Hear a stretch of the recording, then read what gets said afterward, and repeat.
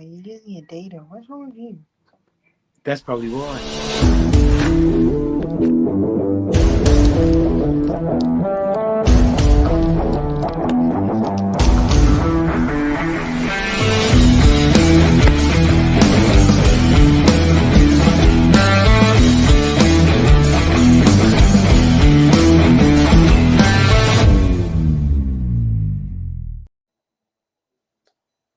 Good evening and welcome to this edition of A Walk Down Memory Lane. I'm your host, Earl Baston. Joining me as co-host, Dennis Brown. We do have Damon Simmons, better known as Froggy. And we just had Alfie Eve, who probably just dropped off, but he'll be back momentarily. Dennis, exciting tonight. You get a chance to talk with two veterans of the game. One you had a big rivalry with, and that's Alfie Eve as a player and him as a coach. But what could you say about someone like Alfie? Yeah, Alfie was probably one of the is a legendary coach in Bermuda. Always respected Alfie from the time I saw him coaching Young Men Social Club in the late '70s. He had a very exciting Young Men Social Club team that was pretty to watch. Guys like Mal Lewis, Pinks Lewis, Oscar Samuels, Cracks Darrell, Nerlin Walk. He had a very toe deal. He had a very energetic team, skillful team. They were pretty to watch. And then it's going to be interesting to talk to him about when he went to PHC because um, they beat us at times, we beat them at times. But that was probably my. Not by what he said earlier, Mr. Oh Brown. no, Not by what he said earlier. his memory, Mr. his Eve, memory. give us your recollection of when you were in charge of PHC and taking on Somerset. I don't remember losses too much. I'm not too familiar with losses, so I don't remember them. I have scrapbooks. Okay. Yeah. Understood. Yeah. Right. So you wanted to know when I left Social Club, I went to PHC. Is that it? Yeah, we can start there. Okay. Well, actually, yes, I did. I coached Social Club from 1970 to 1979, 1980. And I felt that I had done as much as I could do with the group of guys that we had. And I felt it was time to just take a break and let somebody else do it. Unfortunately, when I quit, basically the whole team quit. Guys went all over the place. Harold Medeiros, Larry Dow, Dave Walton, those guys, Curly Wilson, those guys. Oh man. He's having trouble with his internet. Well. Let's jump right into Froggy. Froggy, take us back to your time when you played and how did you end up at the club you ended up at? Okay. I'm barely just hearing you, but my daughter's sorting things out now. But when I was playing, I went 16. Oliver Casey had a junior team. We were playing at Bernard Park against Social Club, I believe, junior team. I don't know if you want me to go through the junior team. That was the very first Devonshire Coach junior team, which consisted of myself, Marlon Lawes, Robert Chicken Smith, Austin Young, Noah Warner and Gould, guys like Richard Green, those type of players were playing then. One day we were playing there at Bernard Park, and Oliver Casey came over and said that Mr. Dane wants to see myself and Ashley Godfrey after the game at Devonshire Rec, and I said, "What? I wonder why." He says, "Just be there. Just take your gear and go there." So we went over there, and much to our very much to our liking, we were starting. We were called out in the 11 to start, and that was back in 1970. 1970 was the first time I played. I went 16 then. I went 16 that year. And we played against St. George's. I'm sorry, St. George's Colts that beat Devonshire Colts 6-0 that day. Oh wow! And I don't know what happened that day, but that was one of the worst games I've ever seen Devonshire Colts play.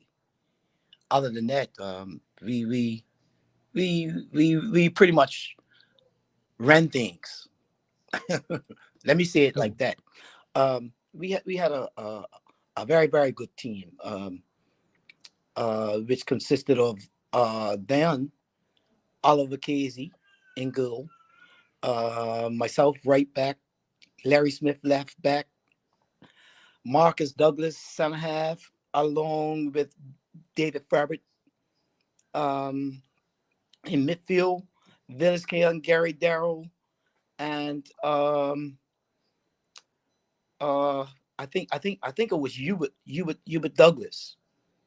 I'm not sure, but up front, Albert Derlin. Who else? Oh gosh. Was Ellsworth playing there? No, Ellsworth wasn't playing then. Okay. Ellsworth wasn't playing. Ellsworth came in at a little later time. When I say Okay. later, not too much later, but Ellsworth, Vic Bowl, Yes. and Harold Medeiros, they came in at a little another time. I was actually the youngest of that team.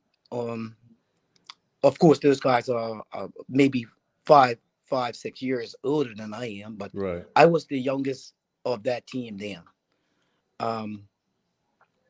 Who and was then we who was a big influence on you when you were coming through the coach ranks? Who was a big influence on your development? Once you came to the The juniors biggest and influence on me was I'm gonna say Gary Darrell. Gary taught me a lot. Gary and Albert. I used to like watching those guys. I used to just love watching Gary Darrell play.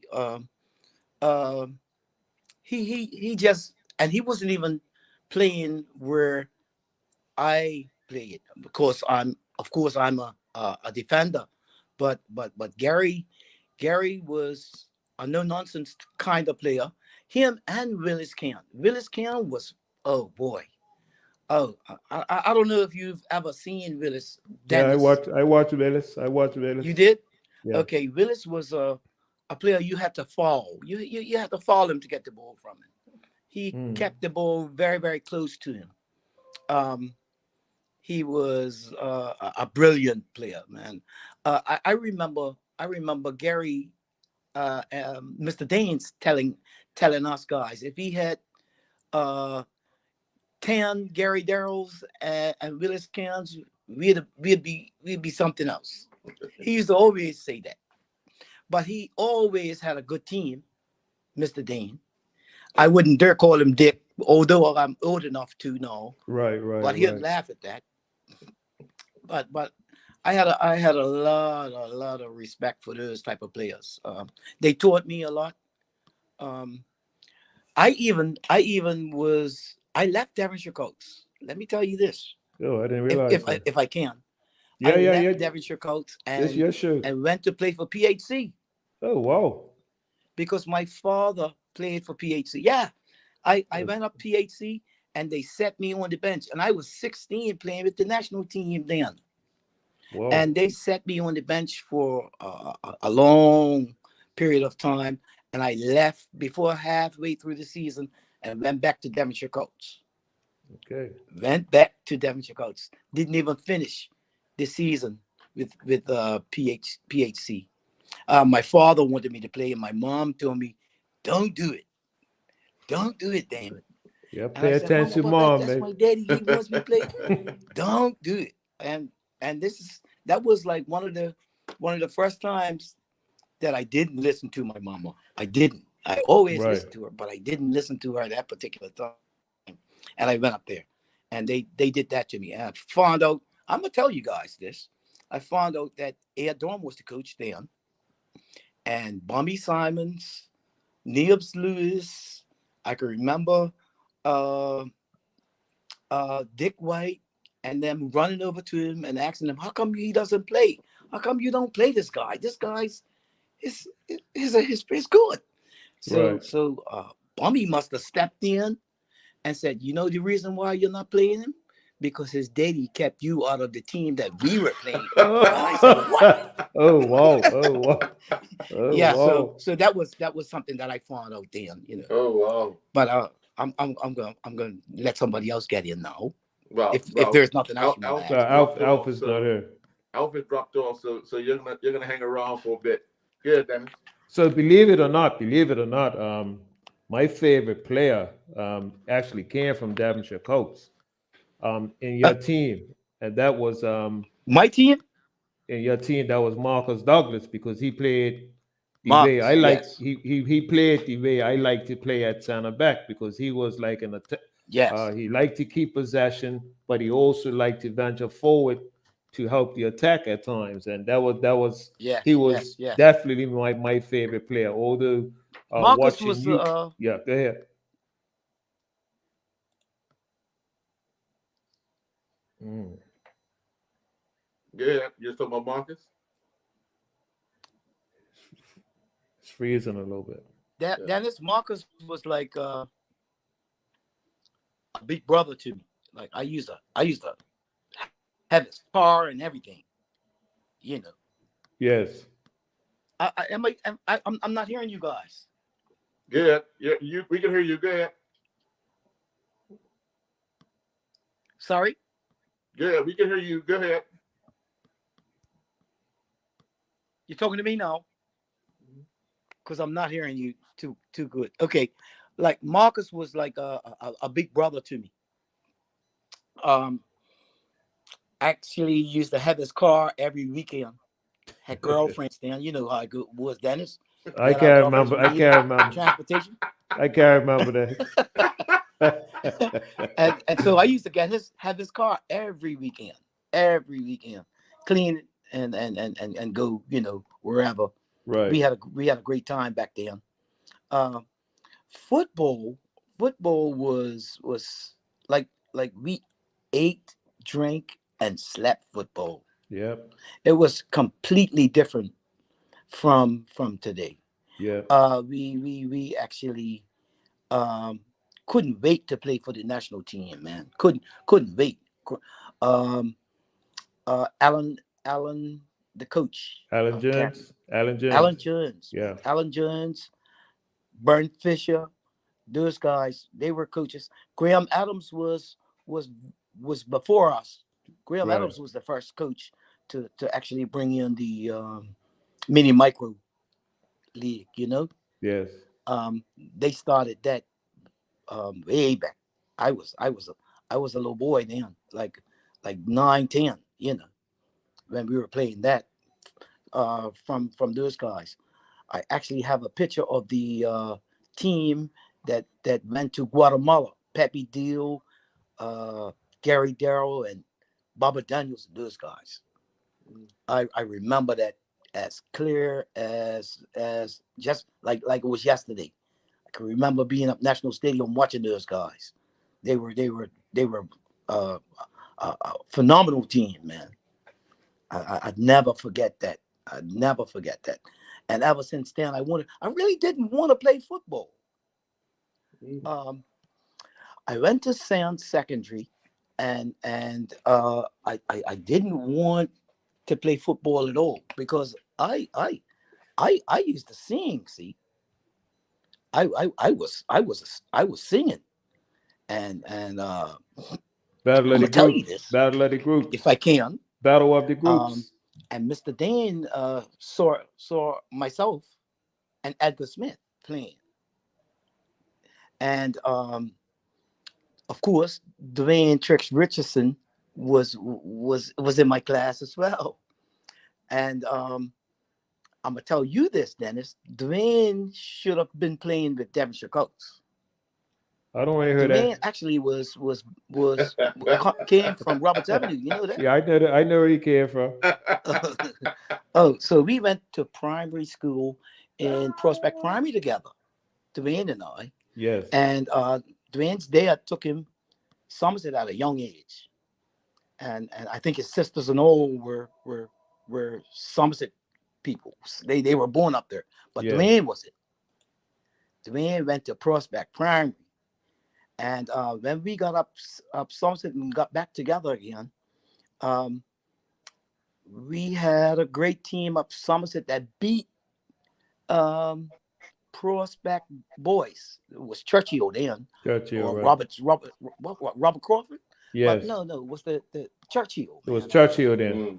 Yeah, Churchill then. Yes, and was players like myself, Mr. Todd. I'm gonna tell you who Mr. Todd is. Cecil. I know you know him. Cecil He died Todd. at a young age. You Yeah, know who I'm but- talking about? Cecil Todd. Cecil Todd, Yeah. a great player, man. Yeah, he was. He was. Tilly Baxter. Tilly Baxter was a good player. Let me tell you. So I didn't realize that. Oh yeah. Oh man. Oh yeah. Was a good player. We had a good team up there. So when I was singing, Mr. Dan said to me, "Why are you singing?" Because he saw me playing football and he saw, I guess, something. Yeah. And he says, I said, "Mr. Dan, I'm a singer. I ain't got no time for no football." You know. So he says, "Why you got a group? Your group's named Frog and the Tadpoles, and you're not even the lead singer." Oh, wow. So actually, after that, we got to play football and play. And Mr. Dan said, "You guys better come over." That's how we started the junior team, you know. Okay. And then we went and got old enough to play. So that's where Mr. Dan picked me up from, Sands. Right. You know, and Well- Dwayne could have easily played with us because if his father hadn't taken him to Somerset at that young age, we even had Ralph Bean playing with us, Gumbo, Okay. and Joe Truck came over and snatched him. Yeah, Right we heard from the Frog story. We Lane, heard the that's right. story. We heard the story Yeah, from, yeah. from Gumbo. Yeah. So we had a good amount of young players back then that were really good. Ashley Godfrey was I know you guys knew him as a runner, but Ashley Godfrey was a midfield player who was one of the best midfield players around then. He was good, Wow. Oh, you know. I didn't realize that. So I don't know what else you want me to tell you about, but We're I'm going to here. take a quick commercial break, and when we come back, we'll have more with Damon Simmons. Okay, and by that time I hopefully should have Elfie myself Eve comes together. back. because We'll I'm be right just about back. hearing you. All right, thank you. John Barrett & Son, Bermuda's foremost distributor of fine beverages, is bringing on the joyful festivities this winter with Barrett Stone Ginger Beer. We've extolled the virtues of this traditional Bermudian drink before. It's refreshing and spicy and wonderful in the kitchen. Google cooking with ginger beer and you'll be amazed by the diversity and wow factor of the recipes. As our good friend Bruce Barrett says, bubbly, tasty, full of spice, refreshing and exciting. When it hits your taste buds, mate, full flavor is igniting. Lynn knows. Why go anyplace else? My inspiration to write this book has to do with empowering. I want people to understand what it looks like when you are in a position when you don't have the tools around you. If you know me or don't know me, the game, the beautiful game of football, soccer, is and always was a way out. Still fearful on what to do, what would happen if I say something. What can we do in this book to incorporate tools to help specifically our group of young people in Bermuda? Could you imagine doing a read with little people and breaking everything down for them and having them to have a voice and having conversation pieces, if it's chapter by chapter? Welcome back, Dennis. Damn, you can hear me? Very good now. Okay. Devonshire Colts, in my time watching Devonshire Colts and playing against Devonshire Colts, had 3 guys in particular who weren't tall players, but they were very good in the air. One was Albert Durlin. The other one was Jeff Richardson, and the other one was yourself.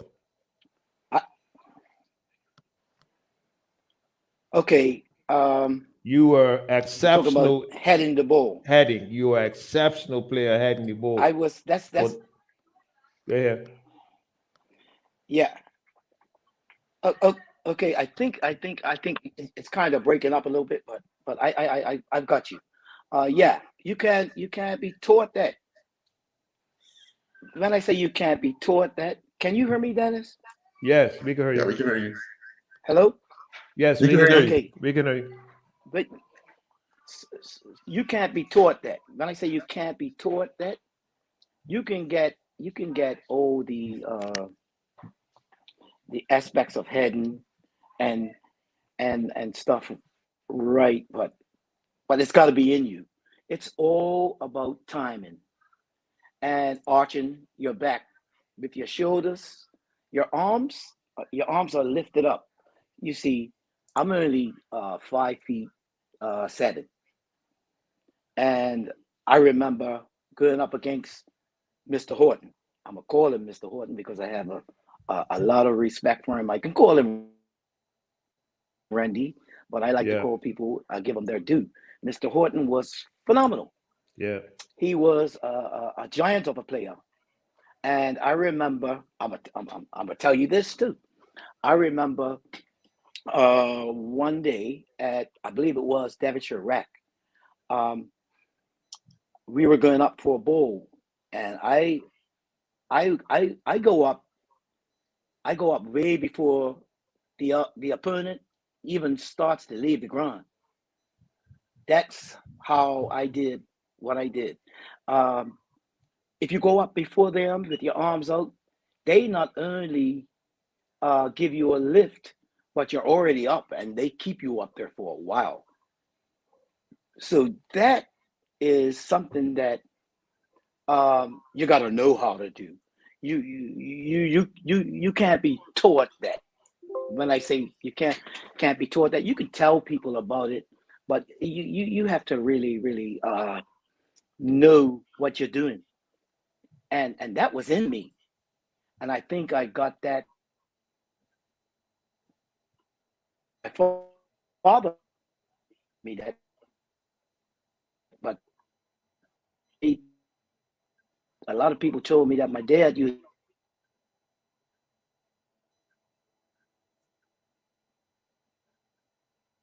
Let's give it a second.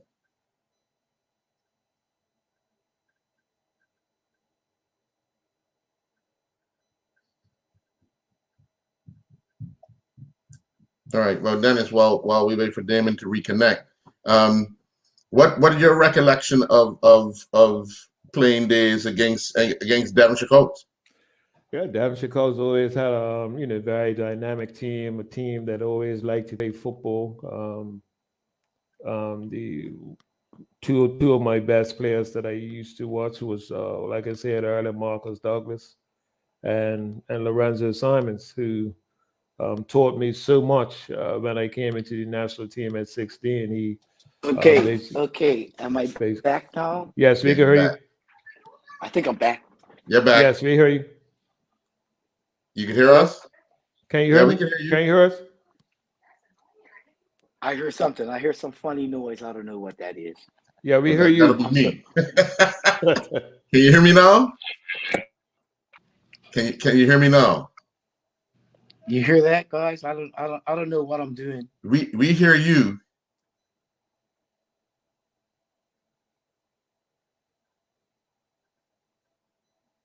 All right, he's muted himself. So go ahead, Dennis. And you're Yeah. talking about- Colts were always a team that played good football.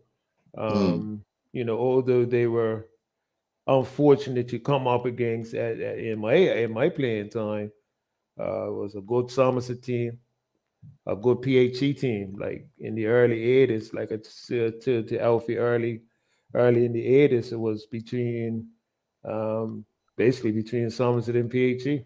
You know, in 19 and we got Alfie back. I'm glad you're talking about him now. Alfie, you back?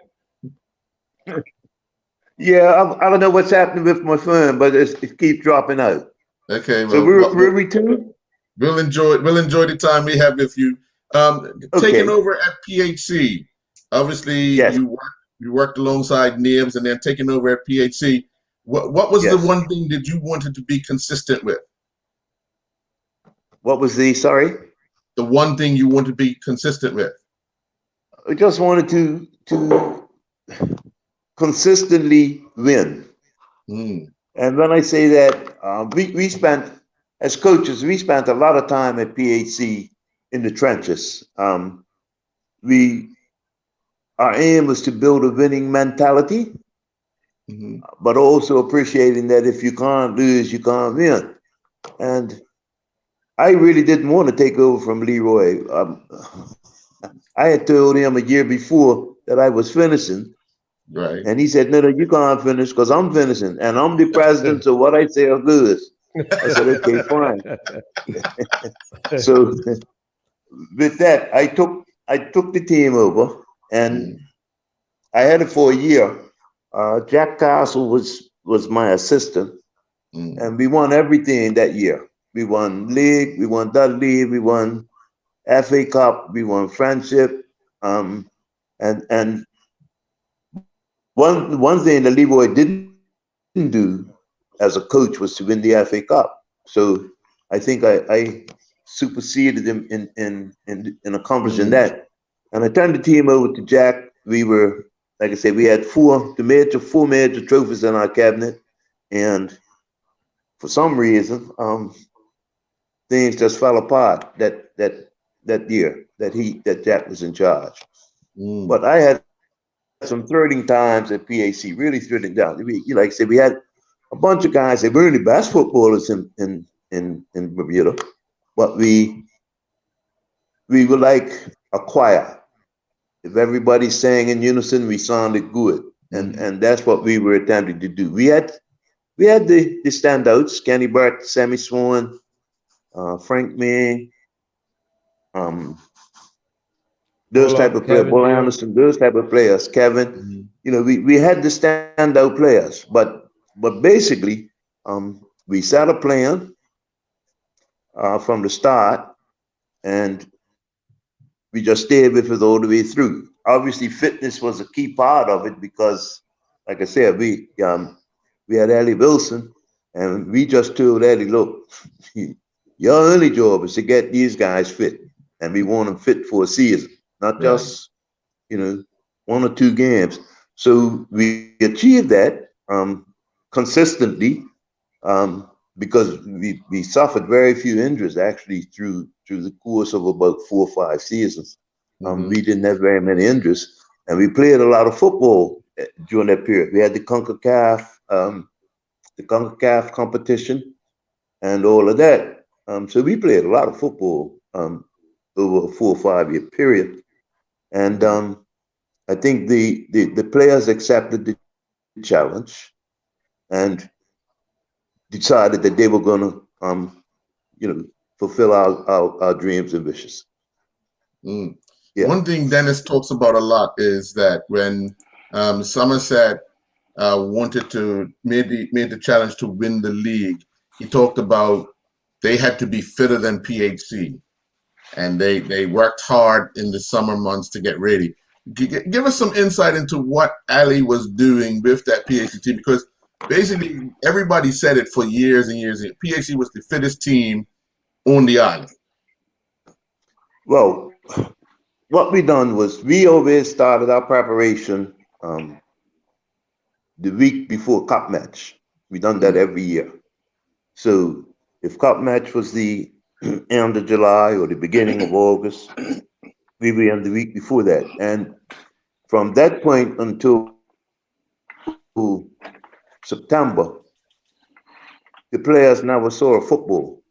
We done a lot of beach work, we done gym work, we done the field work, but no football involved at all. We didn't touch a football until maybe the second week in September, something like that. And by that time, guys were in pretty good shape. So we could get them to mentally tune in to what we wanted to do.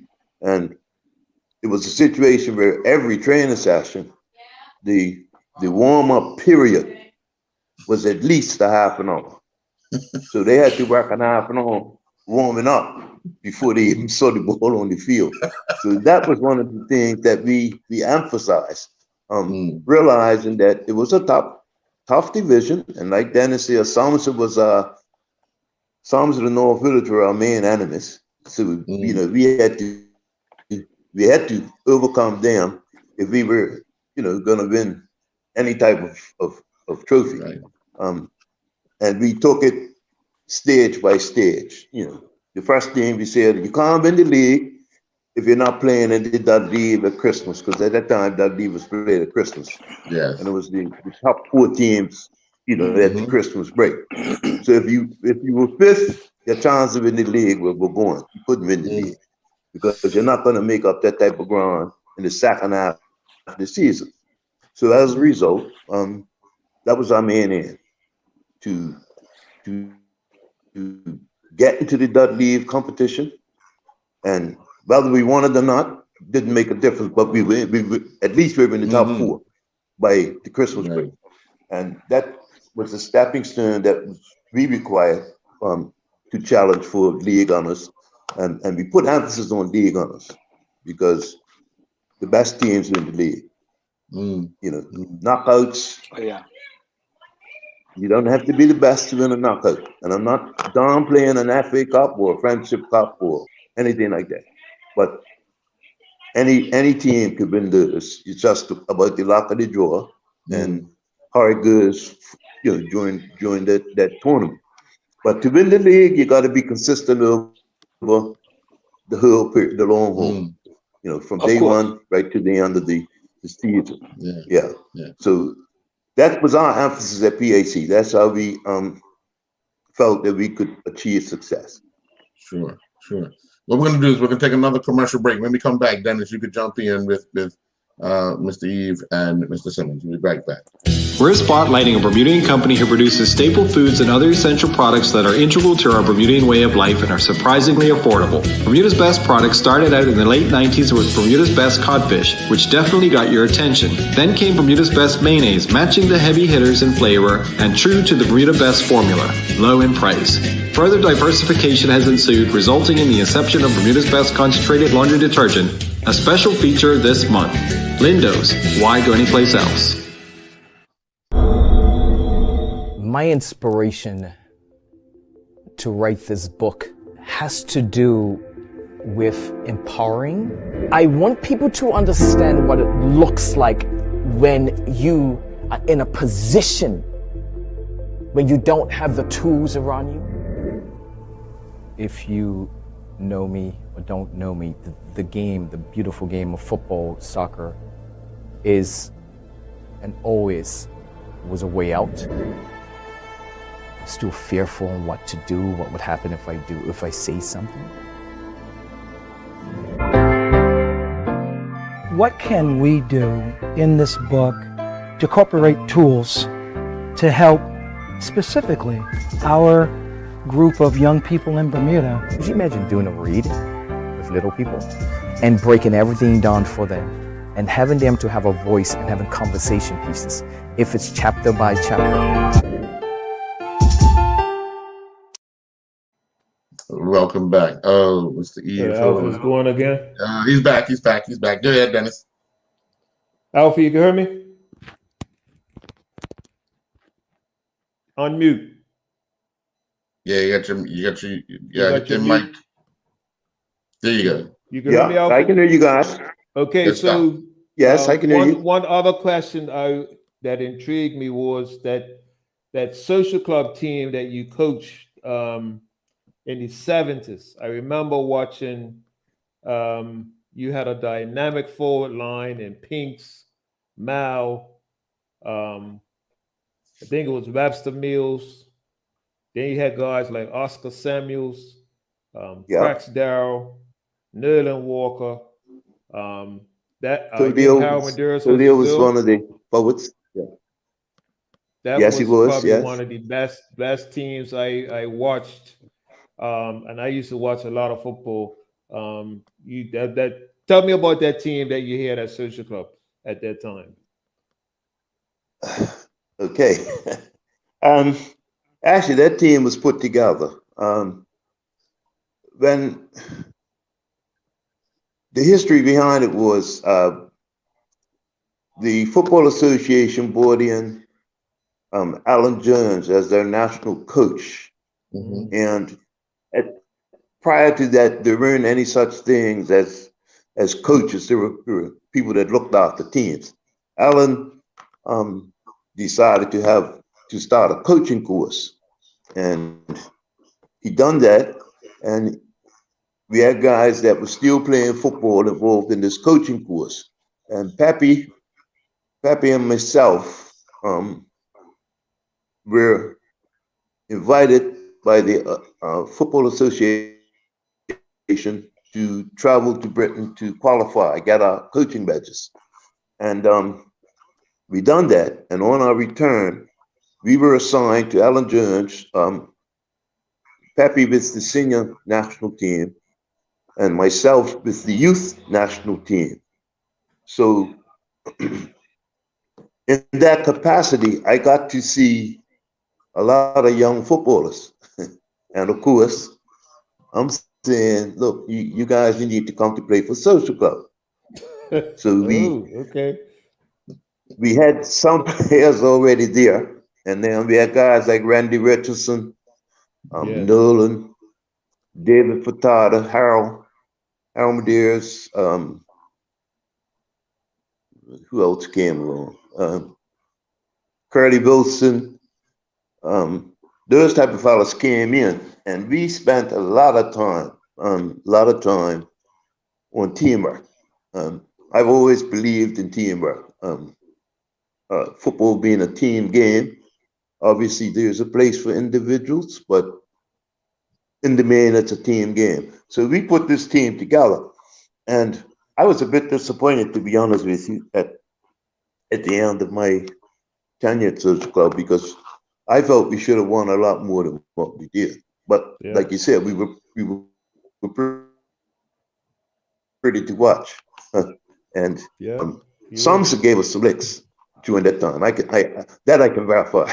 Sumser beat us in friendship finals. They beat us in league. They beat us in FA. But like I said, I think I took them as far as I felt I could take them over a 10-year period. And I just decided that it was time. And believe it or not, I didn't realize it, but these players were really loyal to myself as coach. Because out of that whole group, Pinks, Mal, Webster, Oscar, Bracky Simmons, all stayed behind. The rest of them just left when I left. And I could say people like Harold, Larry, Dave Botham, Curly Wilson, they went to Vasco. Randy went back to St. George's. Nolan went to Hamilton Parish. Co went to the RAC, and back to the RAC. And I was just prepared to sit out. I wasn't prepared. I didn't feel like I wanted to be involved in football at that time. I felt burnt out. And like I said, Leroy Cole and said, listen, I need somebody to take care of my youngsters. As a matter of fact, PAC just got relegated that year. The only time that they have been relegated. And they had a bunch of youngsters, Kenny Brett, Kevin Deal, Frank Mee, Ringo Song, Ty Williams, Anthony Brett, Randall Brett. They're those type of guys as junior players. And Leroy wanted me to organize them. And I did so. I accepted the challenge. And we bounced right back to the first division that year. We promoted with BAA. And out of that youth team, I think just about everybody except 2 players went into the senior team. And that's how that team was built. That's how it became the Strike Force. Because we had like Kenny Burt and Sammy, who were scoring goals for fun. You know, they just couldn't stop scoring goals. And Kevin chipped in, and Buller, of course, in my opinion, probably the best midfield I've seen in Bermuda. This guy was a coach's dream, Buller was. He could do just about all of it. And so we got promoted, and we went from there. We just kept winning.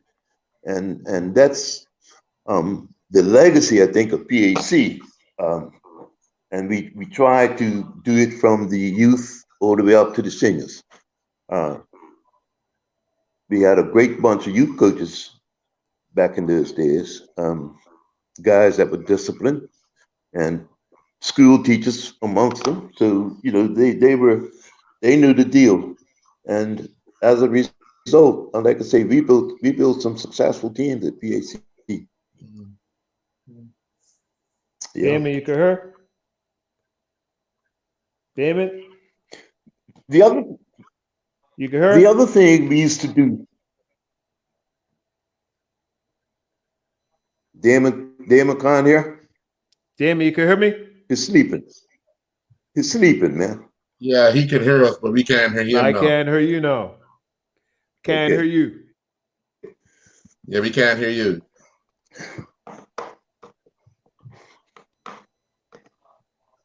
Another feature, guys, of that era was I mentioned about the coaching courses that the FA had at that time, and we were a tight-knit bunch of guys, even though we coached different teams. You know, Rudy Miners coached Somerset, Donald coached the Colts, Larry Smith was coaching North Village, Pappy was coaching Rangers, Nibs and I were coaching PAC. But every week on a Monday, we got together and we discussed our team's performances on a Sunday, and we shared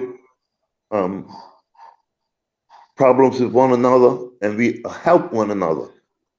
It was a good camaraderie. So when we got to play each other, it was always competitive. You know, hey, what got it beat? But just finished talking to Dick Dan. What got it beat the Colts up today? You know, but had really minus it, but what got it beat Somerset up today? And that's how we went about it. Right. Why do you think that stopped then? We fellas just got ill. But you know, I don't want to downplay today's coaches, but in my time, we spent a lot of time in the trenches. You know, we believe that the player had to understand the game. He understand what his role was as a player and what his role was as a team member. So we spent a lot of time in the coaches. You know, we played a lot of small-sided football, and then we, you know, of course, we took what we played in the small-sided games and we put it in the big game. And we normally done that on a Thursday night in preparation for Sunday. And on Saturday, we would come in and do specialty stuff like free kicks, throw-ins, penalty kicks, those type of things, right? And to be honest, when it came to that day, we trained Christmas Day. We would tell those folks, you're not eating all this turkey and ham tonight, but you got to play tomorrow. So don't go talking about you're pigging out on all this stuff, because come tomorrow, if it looks like you can't make it, you're coming off the field. And nobody wanted to be, substituted back then. Nobody. Especially like I say, if you're playing, if the competition involves Somerset Village, PAC, and one other team, you're not giving up your spot and embarrassing yourself because you can't make it with them guys. Yeah. For sure. But we done a lot of stuff back then. And like I say, today's coaches, I find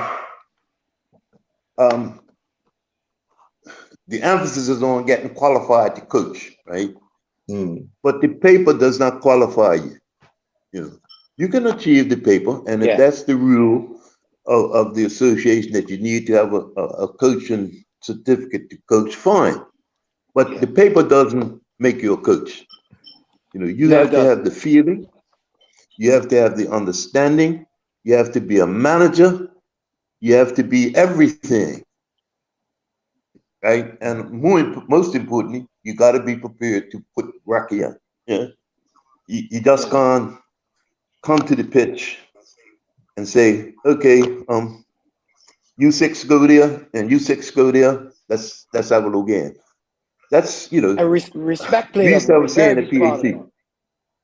Yeah, we used to have a saying at PAC. If the coach, if I give you 100 things, I always say 100 things to you, and you believe that 99 of them are wrong, don't keep the 99 and throw away the one. Keep the one that you think is right and throw away the 99. Now we've got something to build on. And that's how that's how it used to be. Yeah.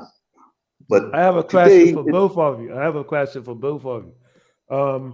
Today I look at football and see so many players get away, so much stuff that wouldn't even got away with years ago. Like you're back answering your coach, you're cursing your coach. What is the difference between discipline today on the field and yesteryear? With Damon playing for Mr. Dan, what was the discipline like at Devonshire Colts?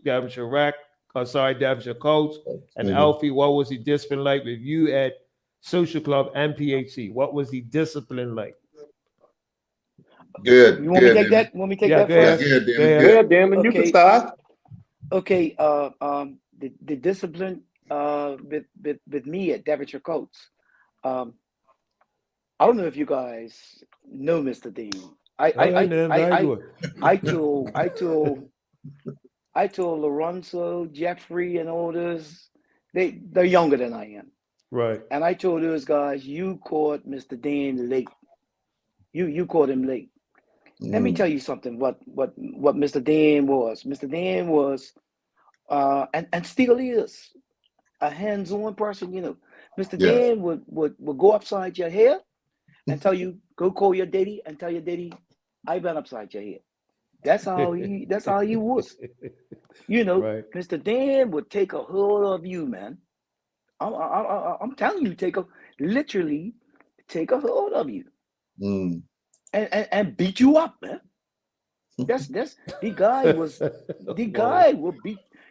was bad. The guy got everything out of his players, not from hitting them, but look, let me tell you something. One time we won the CONCACAF and we went down to Guyana, playing in front of like 60 something thousand people, right? And I'm on the field playing, and these people are making some noise.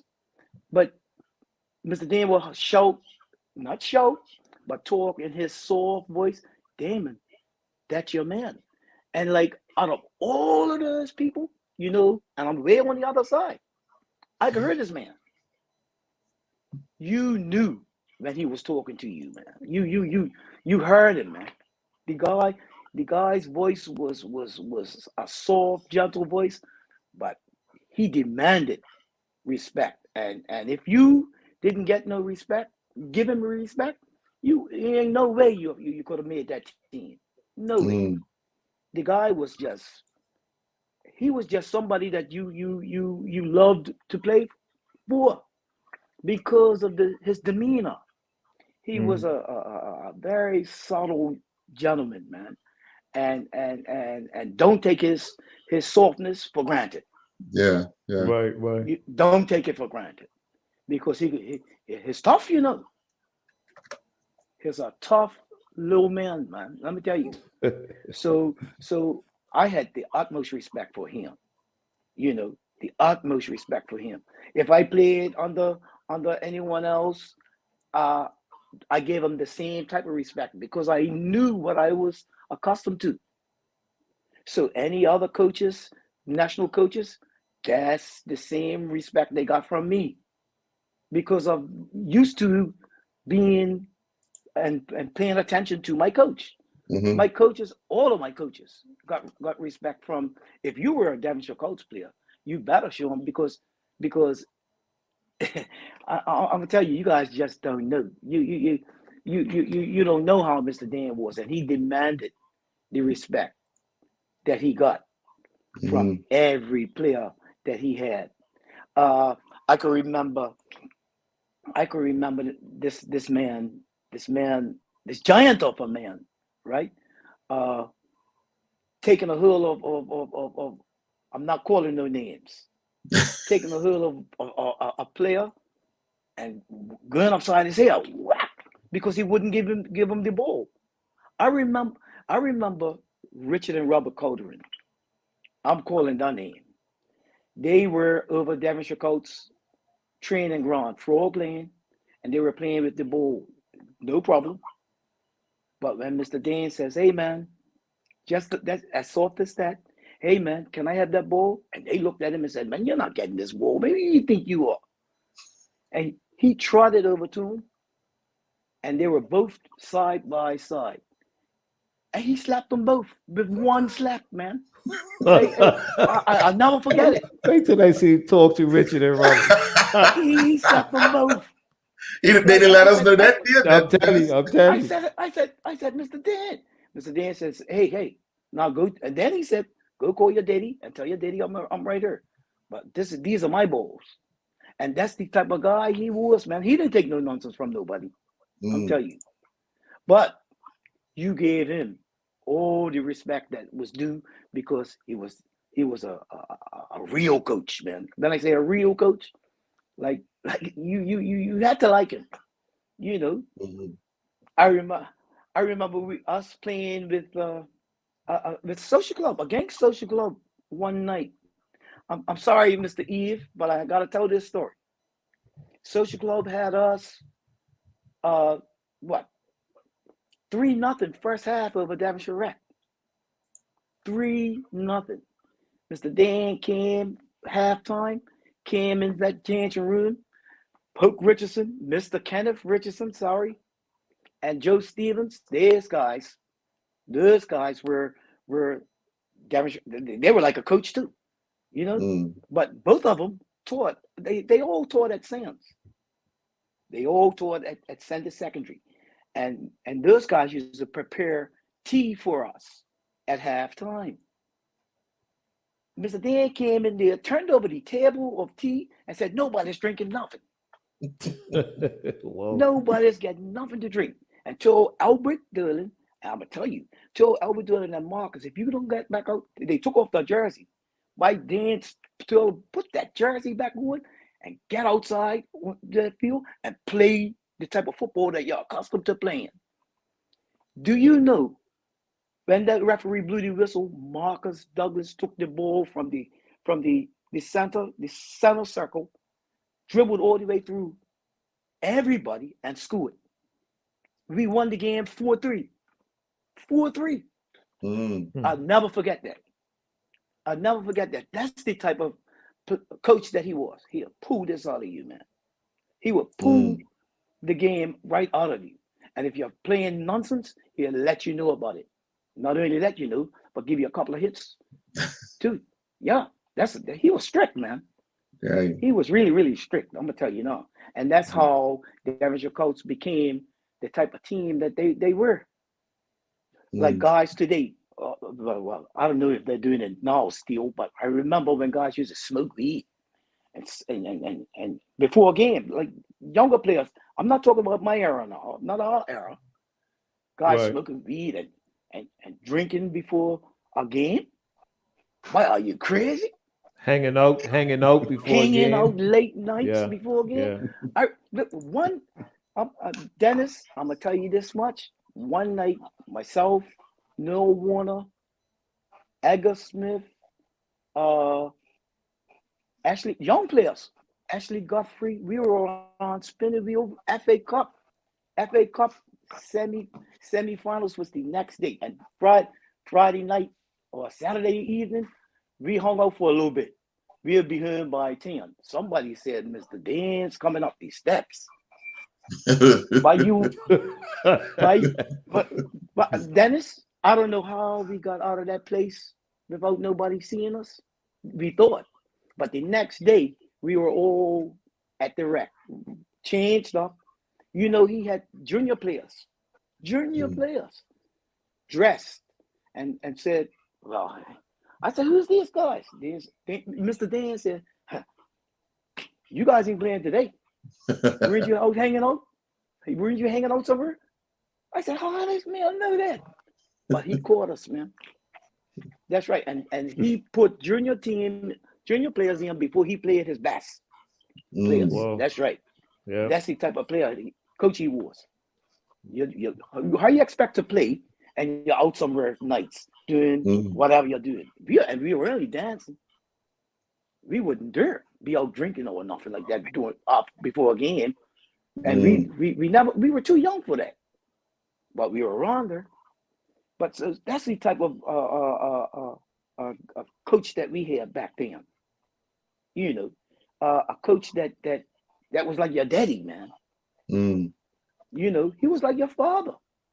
Yeah. You know, so well, I give Mr. Dan. I have so much respect for him. You know, at the highest level, man. You know. Yeah. And he taught me a lot. And I would always love that man. That's how much I care about him. You know, he was that type of coach to me. And not only him, Carlton Pappy Deal too. Yeah. Oh yeah, because they come under the same banner and expected the same. So hey, those were my coaches, man, and I love those guys, man. You know, because they taught me so much. They taught me how to be the man that I am today. You know what I mean? And when you have that type of respect for somebody like that, it goes a long way, Dennis. Goes a long way, Earl. Goes a long way, Mr. Eve. And I just hold them up in the highest respect, you know, because of the way that they brought this game football out of us. You know. Let's see if Mr. Eve, can you answer that question from Dennis? So, about the discipline? Discipline. Yeah.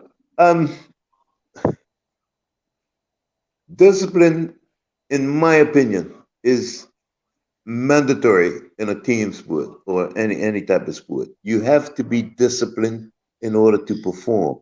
And I guess I'm a bit old school, but discipline was fresh with me. And I believe that I would not ask a player to do something that I knew he couldn't do. Because now you're putting pressure on him, and his reaction might call for a disciplinary action that was unwarranted.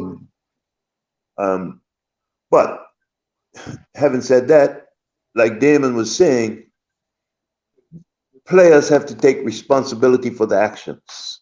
Yeah, very much. You know, if you come to a training session tonight and you don't feel like training, in my mind, it's better to say to the coach, Coach, listen, I'm not feeling that well. I'm not feeling like training. Could I sit out? And if the coach is understanding, he'll say, okay.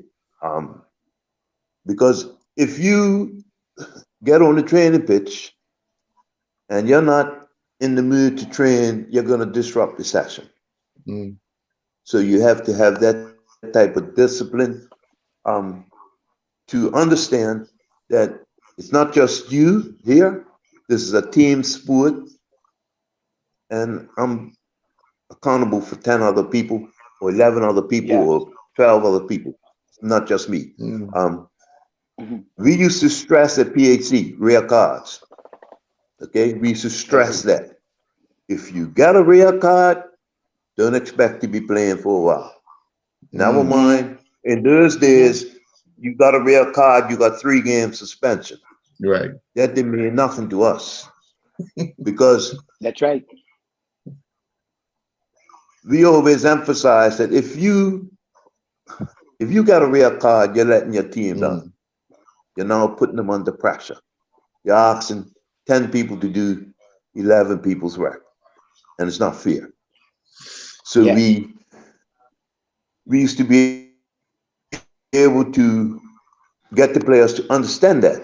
And our rare card distribute, well, today they call it fair play. I don't know what they called it back then. I don't think they had a name for it.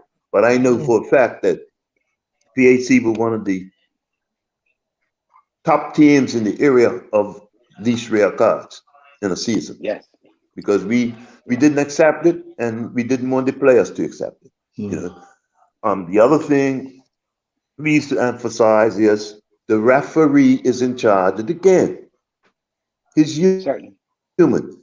If you think that the referee has done you harm, suck it up for the time that you got to play. And if you feel that you need to talk to the referee after the match or the next day, do so. But you don't take it out on the referee on the playing pitch. That's a lack of discipline because he's the man in charge. Mr. Eve.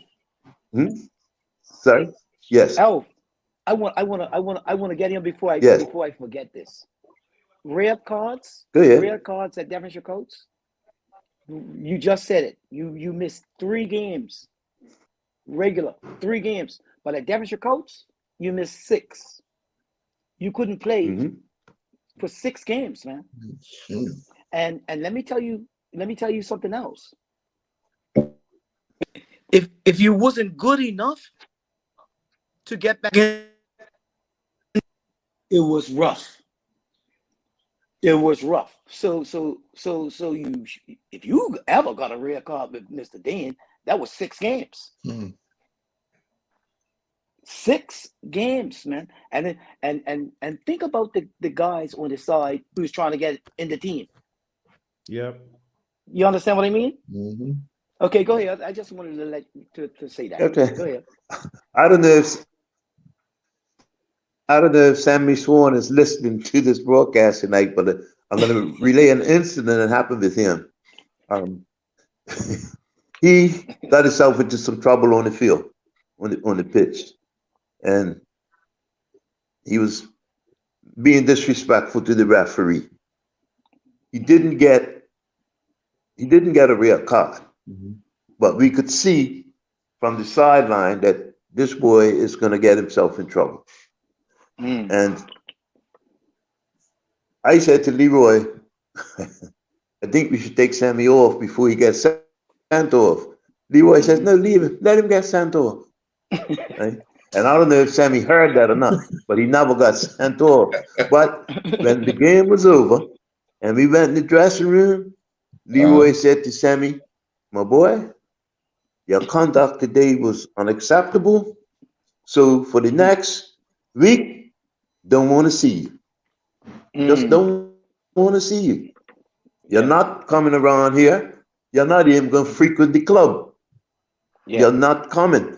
And and Sammy, Sammy, for the whole week was in conversation with Leroy. Please, coach, let me come back. Let me come back. Let me come back. And Leroy said, I mean, he's still firm. No, you're not coming back here. Yes. And Sammy at that time was one of our better players. You know, so Yes. we believed in discipline. We believed in discipline. And Of course. still today, if I were coaching, I think there would be looking at some of the players like Dennis said that are playing football now. I think my team would be very short. I would have a lot of problems I'm telling putting you, 11 guys on the pitch not because easy, brother. you know you can't just allow players to do what they want to do. Yep. Yeah. It's not about that. Not in a team sport. You can do that in golf. You Yeah. can do that in tennis, Yeah. Yeah. where the individual is responsible for himself. But in a team, Yeah. game, when you've got teammates that you've got to be responsible for, no, you can't just do what you want. Yeah. No. I don't think you should do that in any sport, because you know who watches sports today and who was watching back then? Young people, young kids. Yep. You know, what are you setting? What kind of example are you setting if you're rebelling for whatever reason? So that should never happen in any sport. You know, that's all I want. Go ahead. Well, I think one of the things, like when I was young in the sport, we had plenty of role models. Yes. You know, we had the Tommy Russells, the Bummy Simonses, the Froggy Simmonses. You know, we had those type of guys that Oh yeah. you wanted to emulate. You know, and I can Yeah, remember of course. when I was playing, I was a winger, so I like watching guys like Eddie Wright and Yeah. Mackie Simmons, Tony Philpott, and these type of guys, right? And you're saying, that's what I want to be like, man. I want to be like them guys, right? Mm-hmm. Today's youngsters see it on TV, and that's what they want to be like. Yes. Not understanding how much work goes into doing what they see on TV. Yeah. Yeah. Mhm. You know, Yeah. Oh yeah. if you watch Ronaldo play, for argument's sake, right? It's easy to say, I want to be like Ronaldo. But that guy does some stuff that other human players don't do. Of course. You know, Yeah. Yeah. it's just what he does, and he's had to work at that. You know, Yeah. Yes. I remember when watching Pele play and saying, "Wow, how did guy do that?" You know, and not knowing Pele's training background until I saw the movie here recently about how he perfected his craft. Skills. Yes. You know, Yeah. I can see why Pele was so good, you know, Yes. in his era. Of course. And today, like I said, we don't have the. How many guys walk around and say, I want to be like Dennis Brown. I want to be like Damon Simmons. Do you hear that? Do you even hear that? No. No.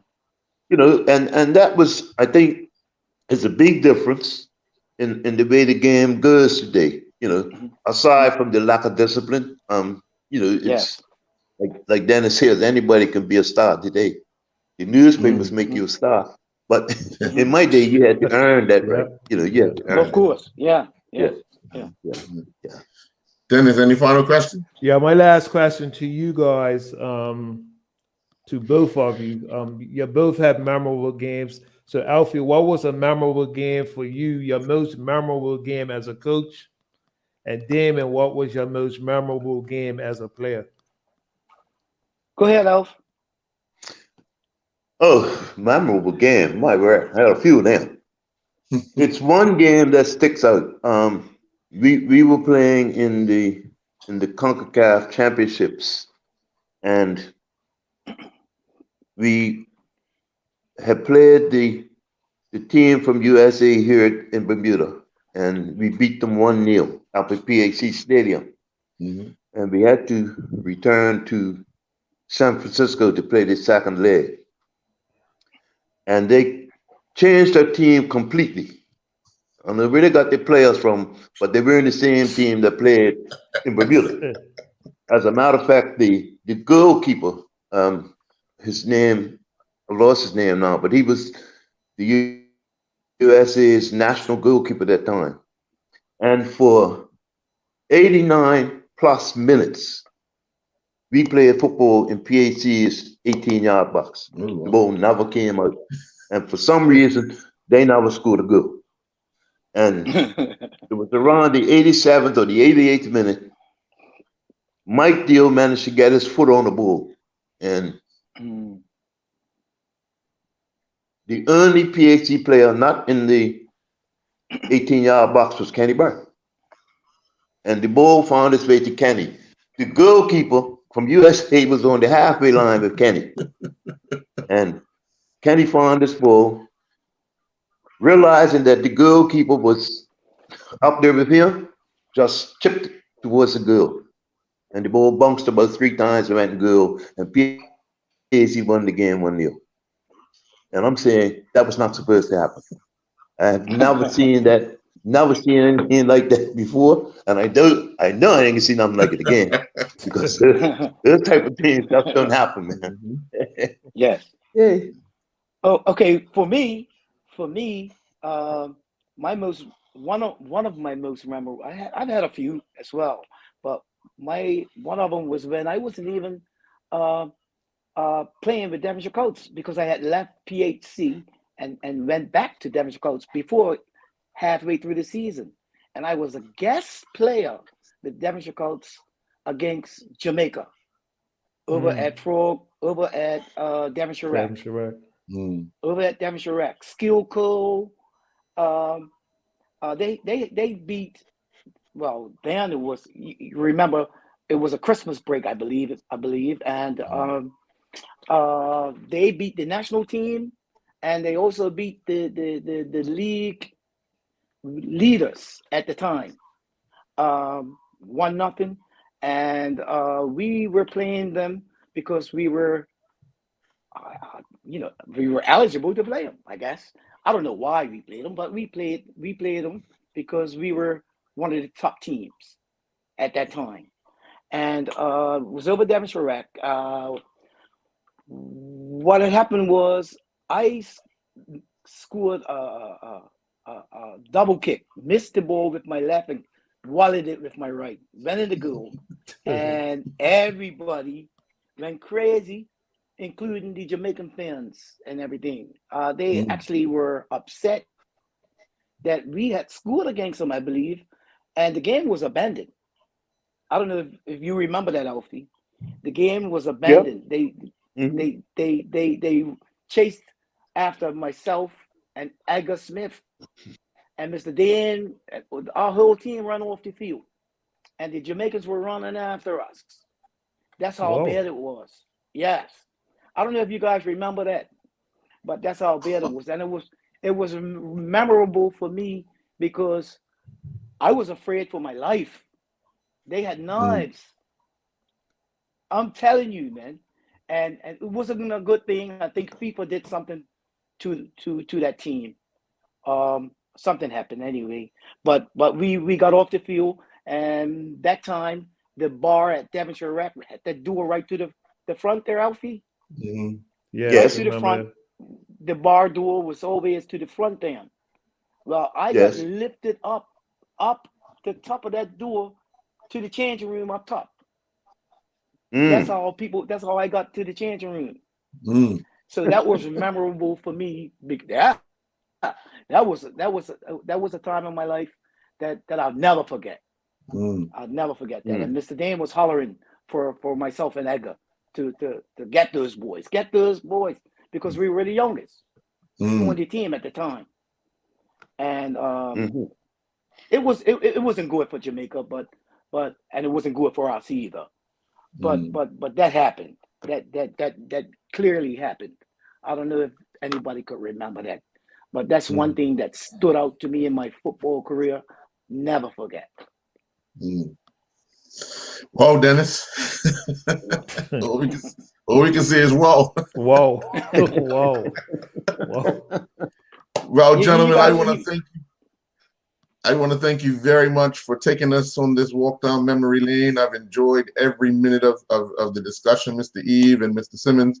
Again, thank you very, very much. And folks, we'll be back next week, Tuesday, with another edition of A Walk Down Memory Lane. Enjoy your night, gentlemen. Just before you go, Before you leave, big Earl. up to Mike Sharp, man.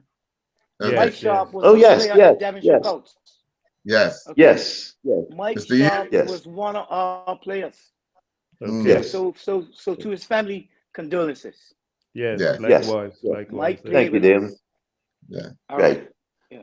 No, All I right, wanted to guys. say, Earl, my technical difficulties have gotten in the way. Perhaps sometime in the new year, I would like to be invited back so we can, Without a doubt, continue sir. on the Without a doubt. parts that I've missed. We will definitely have you back. Okay, thank great, you, buddy. Okay. Have a good Okay, Christmas, guys. All everybody. right. Yes. Merry All the Christmas best. to both. Okay. Yes. All of you. Yes, Merry guys. Christmas Yes. to you guys All right. too. Yes. All right. Take care. All Good right. show. Thank you, Dennis. Lovely. Earl. All right, guys. Okay. Alf. Okay. Yes. Okay.